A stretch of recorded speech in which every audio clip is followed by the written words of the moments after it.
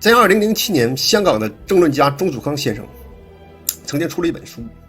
叫做《来生不做中国人》。这个书名的来源呢，就是当年中国大陆最大的门户网站之一网易做的一个民意调查，题目是：如果有来生，你还愿不愿意再做中国人？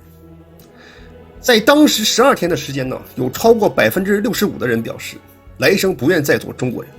当然没过多久这个调查呢就被当局给和谐掉了。那这个民调呢，当时被称为中国最敏感的民意调查，但其实这个民调并不是最敏感的，因为只是名气和影响力比较大。在不久之后还有一个类似的民调投票是在百度上做的当然这个投票呢是网友自发组织的，所以它的影响力和知名度就没有网易官方组织的大但是它的这个民调是比网易的更敏感。这个题目就是问下辈子你最想成为哪国人排在第一第二呢分别是美国和加拿大49%和22%。排在第三呢比较意外是日本的17%。当然然后还有一些其他国家的当然都是个位数2%、3%这样的。但是最意外的呢就是中国。当然这个帖子没有几天同样也被和谐掉了，因为这个帖子它不只是投票，下面还有跟帖表达理由和原因为什么要当外国人比如说美国自由民主、科技发达、教育发达，加拿大的社会福利、社会和谐、人与人的平等。那么加拿大和美国排在第一和第二位其实大多数人并不感到意外，但是排在第三的日本，当时让很多人都感到一些意外，因为当时正是抗日神剧兴起的时候，当时的抗美神剧还比较少，所以人们呢都感到有些惊讶。但是你看这些年中国人移民日本的数据这个民调反映的数据应该是真实的。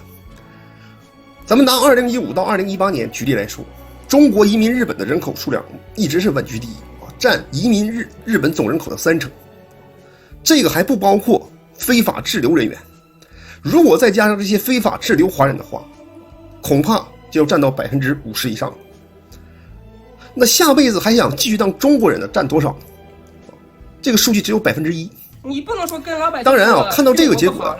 有很多人会觉得网易的这个民调更客观一些因为很多小粉红或者老粉红可能会感到崩溃或者不相信。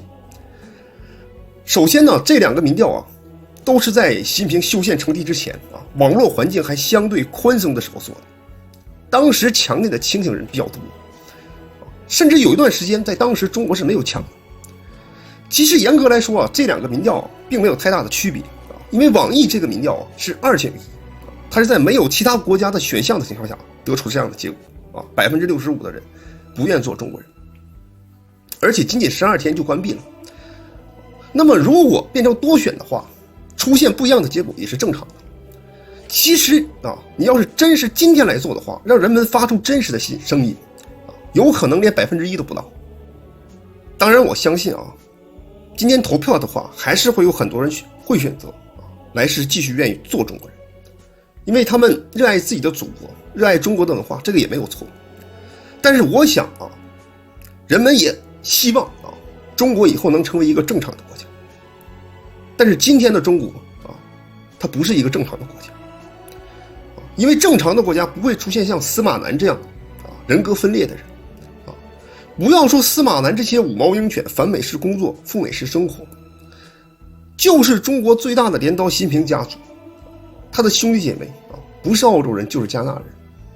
女儿是美帝居民。所以这些镰刀的想法是什么呢？我可以成为外国人，但是你必须要做中国人，因为你不当中国人都跑到国外去了，那我们怎么割韭菜